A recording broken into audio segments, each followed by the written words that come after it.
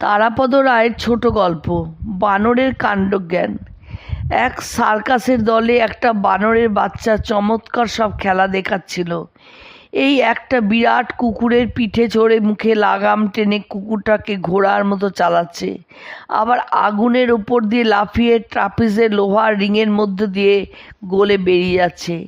দর্শকেরা মন্ত্রমুগ্ধের মতো বানর বালকের ক্রিয়া কৌশল দেখছিল। এমন সময় কোথা থেকে একটা বেরসিক গোধা বানর অতর্কিতে সার্কাসের তাঁবুর মধ্যে এসে বাচ্চা বানরটাকে কানে ধরে হিড়হিড় করে টানতে টানতে নিয়ে গেল। দর্শকবৃন্দ এই অভাবিত দৃশ্য দেখে মহা হইচই বাঁধিয়ে দিলেন। তখন সার্কাসের ম্যানেজার সাহেব হাত জোর করে ক্ষমাপ্রার্থী হয়ে মঞ্চে এসে দাঁড়িয়ে বললেন, দেখুন মশাইরা, এ ব্যাপারে আমার কিংবা আমার কোম্পানির কোনো দোষ নেই। ওই যে ছোট বানরটা খেলা দেখাচ্ছিল, বড় বানরটা হলো তার বাবা। বাবার ইচ্ছে নয় যে ছেলে সার্কাসে খেলা দেখায়, এতে নাকি তার সম্মানহানি হয়, তাই ছেলেকে কানে ধরে নিয়ে চলে গেল। এ ব্যাপারে আমাদের কিছু করার নেই। বাপ না চাইলে কি আমরা নাবালক ছেলেকে দিয়ে খেলা দেখাতে পারি? বলুন, আপনারাই বলুন। বানর নিয়ে ভালোই আরম্ভ করেছিলাম আজকের কাণ্ডজ্ঞান। সহসা আমার বাঙাল কর্ণকুহরে একটি প্রশ্নবোধক চিহ্ন সুরসুরি দেওয়া শুরু করেছে। বানর না বাঁদর? যতদূর মনে পড়ছে, ছোটবেলায় রামায়ণে পড়েছিলাম, ছোট ছোট বানরের বড় বড় পেট, পার হইতে লঙ্কা মাথা হলো হেট। কিন্তু কৃত্তিবাসী রামায়ণ আতিপাতি করে খুঁজে বানর শব্দটি কয়েক সহস্রবার পেয়ে গেলাম। এই পংক্তি দুটি কোথাও পেলাম না। পংক্তি দুটি কোথায় গেল? হাওয়ায় মিলিয়ে গেল, নাকি অন্য কোথাও আছে? বরং কবি মনীষ ঘটকের সেই খ্যাতনামনি কুড়ানি বাঙালিকে অনেক সহজে হাতের কাছে পেয়ে গেলাম। গলিতাশ্রু হাস্যমুখী কহে হাত ধরি, তরে বুঝে কই নাই আমি বান্দরি। দুটি বিখ্যাত বাংলা অভিধানে খুলে দেখলাম বানর মানে বাঁদর এবং বাঁদর মানে বানর। সংস্কৃত বানর শব্দটি বাংলায় বাদর হয়ে গেছে। ব্যাকরণে ভাষায় তৎসম থেকে তদ্ভব, তারপর বাঁদর থেকে বাঁদুরে বাদরামি। এইখানে প্রসঙ্গসূত্রে একটা ছোট জিনিস লিখে রাখা ভালো। পূর্ববঙ্গের কথ্য ভাষায় বাঁদর নেই, আছে বানর। বান্দর বাদরামি। এ অবশ্য আমার বিষয় নয়, তবু সপ্তাহান্তে 700 শব্দ লিখতে গিয়ে এমন সমস্ত শব্দের মুখোমুখি হই যার ব্যবহার জানি, কিন্তু ব্যবহার করা উচিত কিনা জানি না। আশা করি শিক্ষিত ভদ্রজন দোষ নেবেন না কখনো কদাচিৎ আমার এই বিপদগামিতায়। ভো সাধারণ পাঠক, হে তরলমতি পাঠিকা, আসুন আমরা হাস্যকর প্রসঙ্গে ফিরে যাই। প্রসঙ্গটি সিংহ চর্মাবৃত গর্দভের কাহিনীর কাছাকাছি। সুন্দরবনের একটি তরুণ বাঘ খাদ্যের অভাবে এবং যৌবনের উত্তেজনায় জঙ্গল থেকে বেরিয়ে পড়ে। জঙ্গলে শিকার করে খাওয়া তার পোষাচ্ছে না। তাছাড়া তার হই হুল্লোড়, লোকজন, মেলা বাজার এইসব খুব পছন্দ। আর একটি চাকরিও তার দরকার। কতকাল আর বিদ্যাধরীর খালে চুনো মাছ খেয়ে কাটাবে? মা বাবাও বুড়ো হয়েছে, তাদের সামর্থ্য নেই বড় বড় জন্তু মেরে এনে খাওয়ায়। সুন্দরবনে বড় জন্তুই বা কোথায়? গৃহস্থ বা গৃহস্থের গরু ছাগল ধরে খাওয়া যায়, কিন্তু সে বড় বিপজ্জনক পেশা।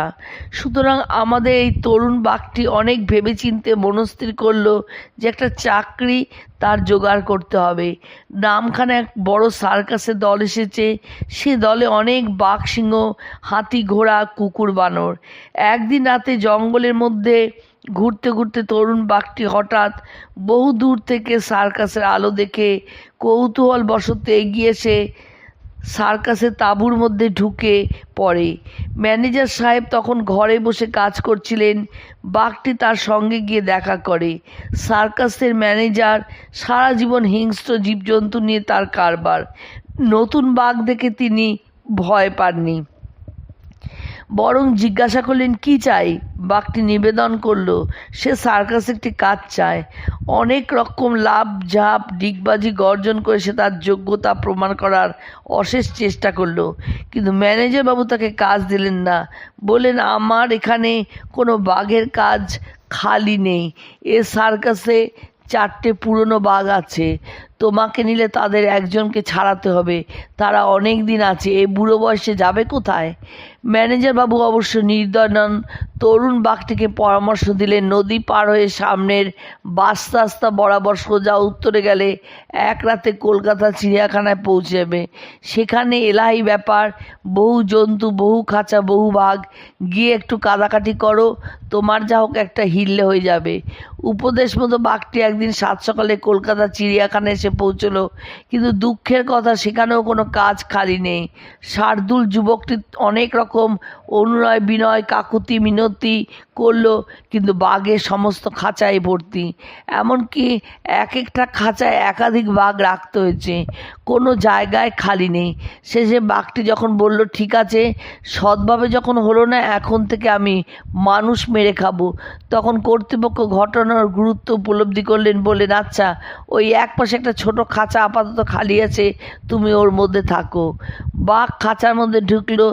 দর্শকেরা নতুন বাঘ দেখে খুব খুশি। বাঘ বেচারিও নূতন কাজের আনন্দে হম্বিতম্বি তর্জন গর্জন করে দর্শকদের অতিশয় মনোরঞ্জন করলো। সন্ধ্যাবেলা কিন্তু যখন অন্যান্য পুরনো বাঘদের দেওয়া হলো বড় বংশ মাংসের খণ্ড, এই নতুন বাঘটিকে দেওয়া হলো দুটো কলা আর এক মুঠো ছোলা। এই বৈষম্যের তীব্র প্রতিবাদ জানালো বাঘটি। সারাদিন কঠোর পরিশ্রম এবং জনতার সুপ্রশংসা পড়ে এই খোরাকি সে গর্জে উঠল। কর্তৃপক্ষ বললেন রাগারাগি করে কোনো লাভ নেই, তোমাকে আগেই বলেছিলাম বাঘের খাঁচা খালি নেই, তোমাকে বানরের খাঁচায় রাখা হয়েছে, বানরের খাবারই তোমার ন্যায্য বরাদ্দ। সেই বাঘটি এরপরে কি করেছিল তার আর কোনো খবর নেই, কিন্তু বানরেরা শুনেছি একটা বাঘকে তাদের খাঁচায় রাখার প্রতিবাদে একদিন হরতাল করেছিল। বানরদের মনের জোর সত্যিই খুব বেশি।